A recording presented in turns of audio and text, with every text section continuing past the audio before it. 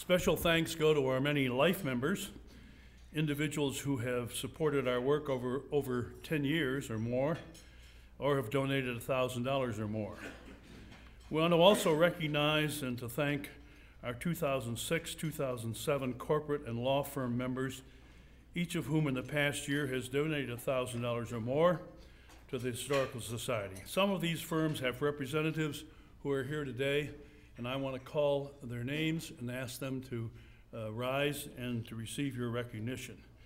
The Ave Maria School of Law, Barris, Sott, Denon, Dreiker, the Clark Hill Law Firm, Dykema Gossett, Foster, Smith, Swift, Collins, and Smith, Honickman, Miller, Swartz, and Cohn, John P. Jacobs, PC, Keenbaum, Opperwall, Hardy, and Pelton, Miller, Canfield, Paddock, and Stone, and the Thomas M. Cooley Law School. They have a table right down here.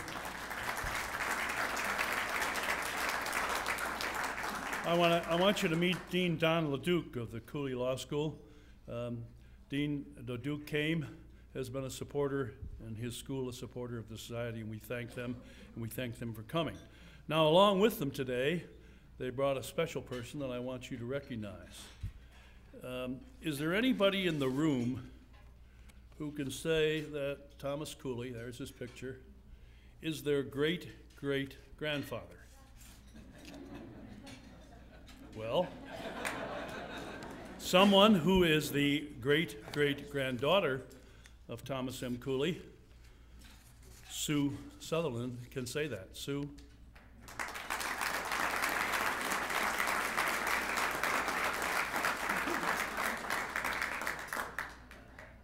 It's appropriate that we should have the great-great-granddaughter here for Thomas Cooley, for a lecture about Thomas Cooley with the Thomas Cooley Law School. And there's one other connection to Thomas Cooley that I'll mention in just a minute. Since we last met, we've continued to sponsor special events and research projects relating to history of the court, and let me report to you just quickly on some of our recent ongoings. We've added an oral history of Harold Hogue, the former longtime clerk of the court, to our oral history collection.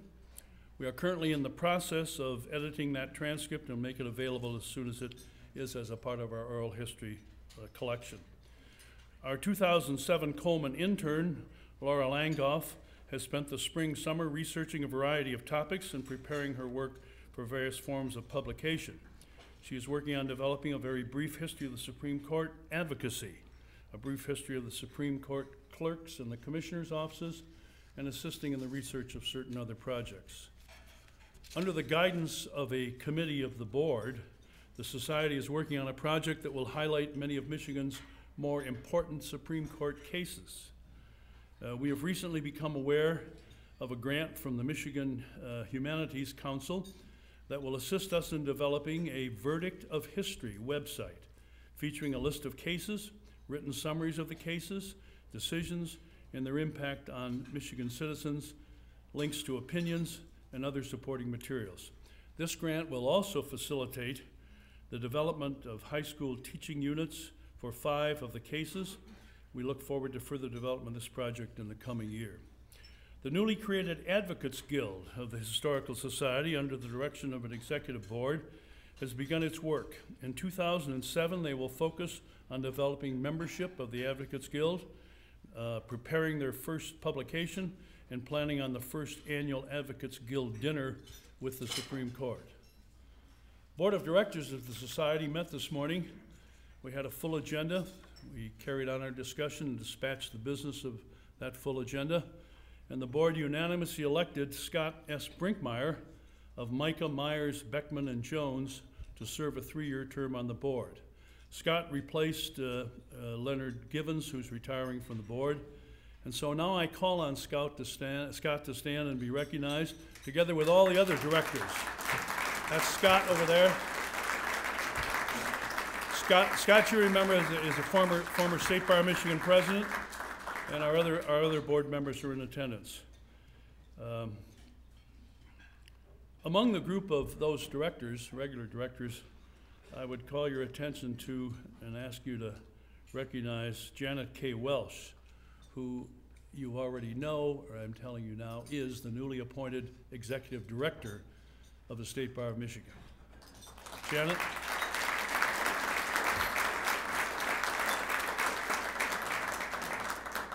Another first for a woman, but this time a marvelous choice. The annual membership luncheon is always in honor of the justices of the Michigan Supreme Court. And we're proud to welcome the sitting justices here today. I think they're all here today, all 7 of them.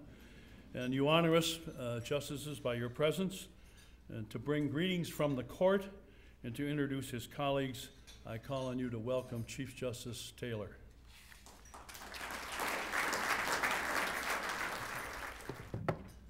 Well, I'm glad that Wally has gotten the mandatory malaprop out of the way.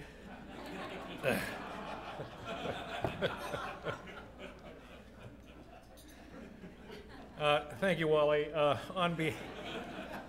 On behalf of the Supreme Court, I'd like to join Wally in welcoming all of you to this annual gathering of the Michigan Supreme Court Historical Society. With me are, I believe, all of my colleagues. First, I'd like to introduce Justice Michael Kavanaugh.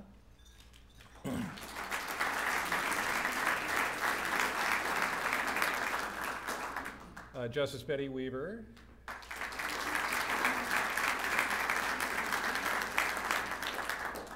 Justice Marilyn Kelly.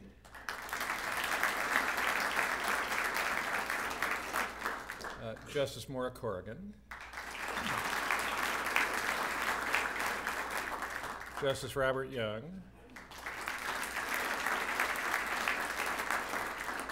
And Justice Stephen Markman.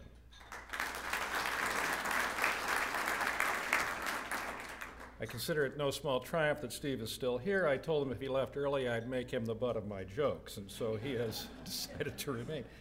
I also want to thank Wally and Angela Bergman and everyone else who contributes to the Society's work. It is, of course, obvious but important that you are preserving the court's institutional memory in the best sense of that term. It has been said famously that those who don't learn from history are doomed to repeat it. I would amend that to add that those who don't learn from history will not repeat all that was best and most inspiring in our past. Our Michigan Supreme Court heritage includes Justice Thomas M. Cooley, one of the 5 giants of the profession profiled by Professor Paul Carrington in his book, Stewards of Democracy. Professor Carrington's challenging and I think very timely theme is that we in the bench and bar need to be reminded of the place that the judicial branch properly occupies in a democracy. There's a moral tradition that American lawyers and judges have an ethical duty to nurture and protect the institutions of self-government, which in turn make possible all our legal rights. As a judge, scholar, teacher, and interestingly, founding chair of the Interstate Commerce Commission, Justice Cooley exemplified this moral tradition, as Professor Carrington wonderfully explains in his book. Professor Carrington also argues that this moral tradition is threatened by the fact that the United States Supreme Court and other high courts, the legal academy, and noted journalists tend to work from the premise that political and moral judgments can best be made by an elite, scholars, judges, and lawyers, and imposed on a passive citizenry. The result, of course, is rule by judges and a threatened subversion of the democratic process. Certainly that's not how Justice Cooley understood his place in American democracy. Good stewards like Justice Cooley protect and nurture the democratic process, but they are under no illusions that they own it. We live in a cynical and ahistorical age. Many view the idea of the public servant as a quaint notion that has gone the way of the 8-track tape and dial telephones. That is why it's so refreshing and timely to return to Justice Cooley as a model of a legal career dedicated to serving the public. The life of Thomas Cooley raises for all of us the issues of the role of the profession, the conflict between democratic values and intellectual elitism, and the role of the legal profession in the public arena. First and last, He reminds us our job is to support the democratic process and not to foist our policy preferences on our fellow citizens. I'm looking forward to hearing from Professor Carrington about how we return to a professional tradition that supports rather than subverts democracy, that extremely fragile and high-maintenance creature. Wally, I turn the podium back to you. Thank you. Wally told me just to go ahead. Paul Carrington was a colleague on the Michigan law faculty for 13 years before he decamped to Duke University Law School, where he was the dean for 10 years, a remarkably long decanal tenure by today's standards. A prolific author and a stimulating teacher, he is one of America's best known and most highly regarded law professors. But beyond the academy, he is a model of the public intellectual, constantly challenging the assumptions underlying much of what lawyers and judges do. I particularly note as an illustration of that his provocative recent proposal of term limits for United States Supreme Court justices. The highest compliment I can pay to Paul is that he always makes me think. Some of his public interest activities have been a bit quixotic, namely his recent candidacy for an unwinnable seat in the North Carolina Senate. Out of that episode came a clue to how unusual Paul is. After the election, some of us who had contributed to his campaign received a note of appreciation from him, which stated that the campaign still had some unspent funds, and that those funds had been used to buy an enclosed gift. The gift turned out to be a large clock with a colorfully enameled face that is the map of the Western Hemisphere upside down, with Cape Horn at the top, and the numbers running from top counterclockwise, and of course the hands of the clock going backwards also. Make of that what you will. It's my honor and deep personal pleasure to present to you my friend Paul Carrington, who among other roles is a historian of the legal profession. Paul?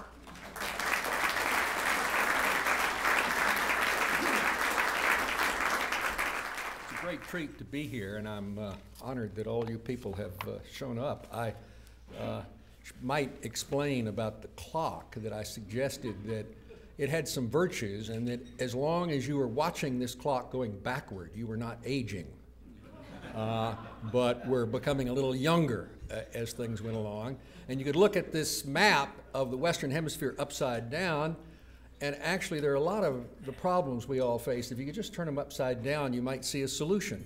So I thought the clock was kind of a useful tool to have around, and I have one too. Anyway, it was a fun idea. Among all of the American judges, only John Marshall might have been more highly regarded in the 19th century than Thomas Cooley. Cooley was 19 in 1843 when he settled in Adrian. He was raised on a farm in New York, one of 10 children. He was the only one that his parents thought enough of to send to school. The others were kept on the farm, and he did have a couple of years of school. And he also did spend 1 year as a clerk working for a New York congressman. 15 years after his arrival in Adrian, Cooley was a founder and the intellectual leader of the University of Michigan Law School.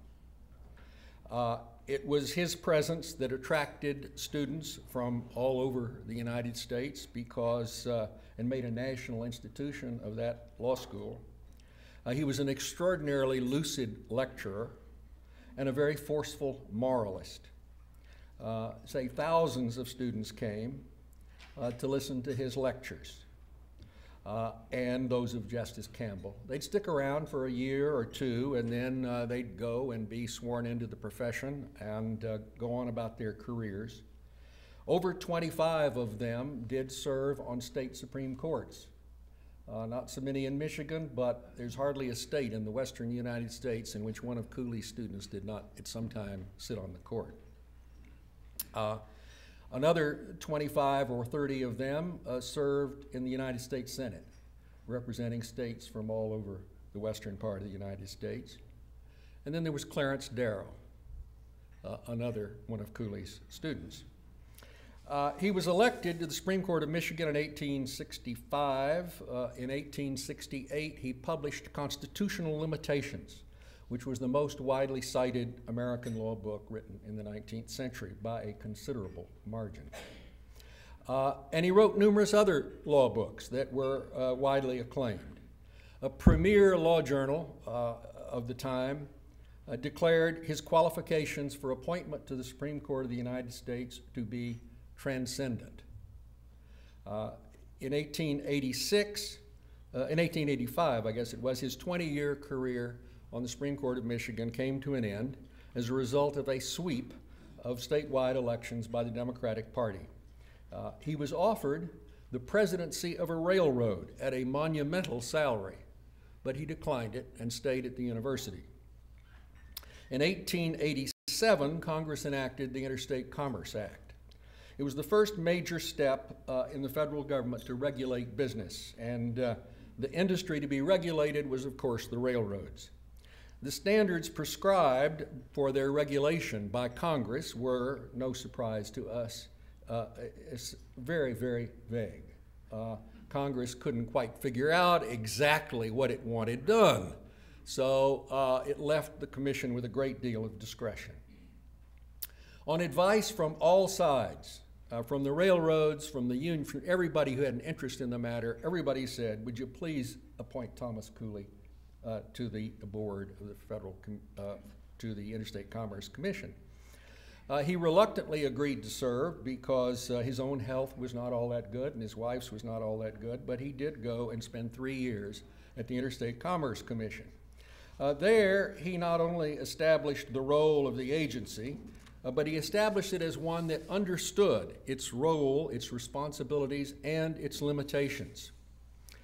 And he set a standard of administrative rulemaking that Judge Henry Friendly later acclaimed as the model of clarity to be followed by all future federal regulatory agencies. If they would just write rules like Thomas Cooley's, wouldn't we all be better? Why was Thomas Cooley not appointed to the Supreme Court of the United States by his fellow Republican presidents, Grant, Hayes, Garfield, Arthur, who together appointed 9 justices to the Supreme Court, but not Thomas Cooley? Why? Well, one reason was surely that Cooley was not known for his partisan loyalty. He became a Republican because he was strongly opposed to slavery, but he was never in tune with that party's capture in the Gilded Age by the interests of big business, and his independence from partisanship was marked by one of the first opinions he wrote for the Supreme Court of Michigan. The decision cost several of his Republican colleagues, fellow Republicans, cost them their offices that they thought they had won in the election of 1864. Specifically, Cooley led the court in holding that the provision of the state constitution limiting the right to vote to residents of the state invalidated the law enacted by the legislature to allow Union soldiers to vote by mail. Regretfully, he explained that to depart from the plain meaning of the words of the state constitution would, quote, loosen the anchor of our safety. The decision, as it turned out, won the admiration of people of diverse politics as a signal of the court's extraordinary integrity. Compare that decision, if you will, to the decision of the Supreme Court of the United States in the notorious case of Bush against Gore. The Founding Fathers plainly intended to keep the Supreme Court of the United States out of presidential electoral disputes, and they assigned the duty of judging the qualifications of state electors to the United States House of Representatives, thereby eliminating any need for the court to engage in the selection of the president who chooses them and their colleagues. But the court disregarded the plain text of the Constitution to vote for Bush by overruling the Florida Supreme Court. The 5 justices voting to award Bush the presidency were easily recognized as persons who preferred Bush to Gore, as the president more likely to appoint new justices who would vote with them. And the dissenters, who were equally recognizable as persons who preferred Gore to Bush, as the candidate more likely to appoint persons who would agree with them. It seems clear that if Cooley had been on the court in the year 2000, he would have refused to consider Bush against Gore and would have left it to be resolved in the manner prescribed by Congress, by the College of Electors and by the House of Representatives. Chief Justice Cooley wrote only one opinion of the court that excited nationwide attention. The case involved the town of Salem that had pledged its credit to aid the construction of the Detroit and Howell Railroad in consideration of a promise by the railroad to provide rail service to the town of Salem. The railroad was constructed in reliance upon Salem's pledge and other such pledges by other towns. Many towns in Michigan and thousands across the United States had made similar pledges under the duress of being told that if you don't give us some money, you will be left off the railroad track, and you can figure that your local economy will be doomed to a total collapse. So it was a great deal of pressure brought to bear on the towns to make these commitments. The 1864, the Michigan legislature, at the insistence of the railroads, and after a sustained dispute, public dispute, signaling widespread popular disapproval, had authorized municipalities such as Salem to levy taxes to aid railroads, and that is what Salem had promised to do. In 1870, the railroad sued the town to compel it to honor its promise by issuing the necessary bonds that would be retired from the town's future tax revenues. Cooley's court denied relief, holding that the 1864 law was unconstitutional on the grounds that any payment of interest or principal on such bonds would in fact entail the use of public revenue for a private purpose. And that would, in his view, violate the state constitution, since Salem was unable to pay the interest or principal with funds supplied from any other source. It would be fraudulent, in their view, to issue the bonds. Cooley explained that the discrimination between different classes of occupations and the favoring of one at the expense of others, whether the one be, as he put it, whether the one be farming or banking or merchandising or milling or printing or railroading, whatever, it's not legitimate legislation to help it. And it is a violation of that equality of right, which is a maxim of state government. When the state, he said, once enters on the business of subsidies, we shall not fail to discover that the strong and the powerful interests are those most likely to control the legislation, and that the weaker will be taxed to enhance the profits of the stronger. That decision was said to be the big decision of 1870. It horrified those in the railroad and investments industries, and it was not followed in other states. But it was enormously popular with the people of Michigan, who felt that they had been coerced into paying taxes to build railroads, build railroad tracks that often proved to be uneconomic and insolvent. And indeed, we are told that every member of the court was immediately regarded as a suitable candidate for a higher office for having decided that case. Cooley's opinion distinguished the use of the power of eminent domain to construct railroads. The railroad was there presumed to have paid full value for the easements imposed on private land to the laying of tracks and the operation of trains. Obviously, there are, in our time, many state and federal programs that violate Cooley's principle forbidding subsidies to private business, enacted in the belief that the subvention will somehow trickle down to enrich many citizens other than those who are the direct beneficiaries of the subsidies. But Cooley had a point that I think is worthy of respect, and His position is, the court's position is reflected, I think, in the popular reaction to the 2005 decision of the United States Supreme Court in Kelo against City of New London. The court there held that there was no violation of the federal Constitution if the City of New London wanted to use its power of eminent domain to facilitate a private developer's plan for a commercial and residential facility. A railroad or a pipeline that is regulated as a public utility and will serve the general public is distinguished in many minds from a deluxe shopping center, and that will only serve the privileged members of the community and requires the desolation of the homes of citizens who are unwilling to sell. Cooley's court might well have held that a use of the power of eminent domain in that case was unconstitutional. At least his opinion in the Salem Railroad case might be seen to be point in that sort of direction. In 1893, Thomas Cooley was elected president of the American Bar Association. In his presidential address, which was his last published utterance, he expressed concern over the incendiary relationship between capital and labor. He expressed the hope that law might provide an alternative somehow to the economic predation, chaos, and violence that he deplored, and called on the profession to take responsibility for fulfilling that hope.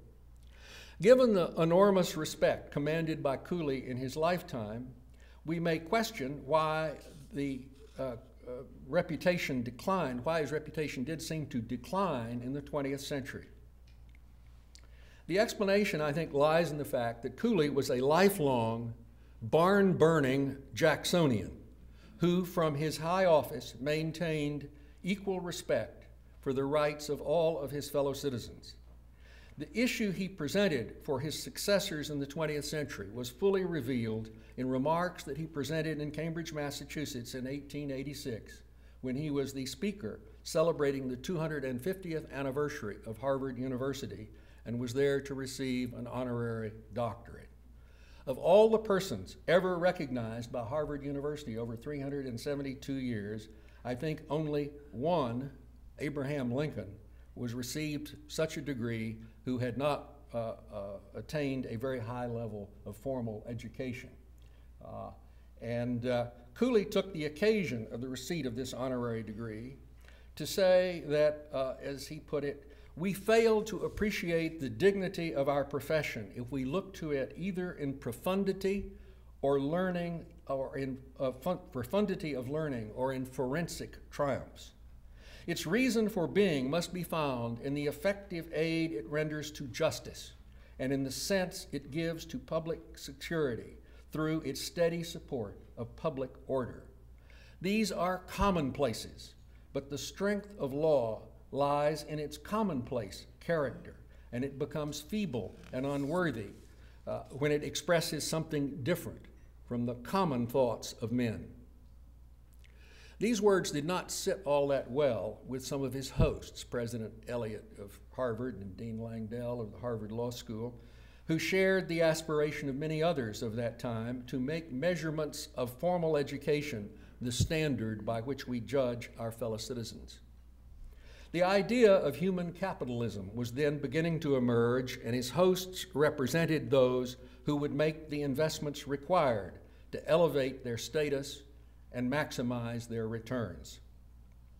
Another person present on that occasion was the future Justice Holmes, who 16 years later, a decade after Cooley had passed on, at a similar event at Northwestern University, Holmes clearly replied to Cooley when he characterized law as a field for the lightning of genius.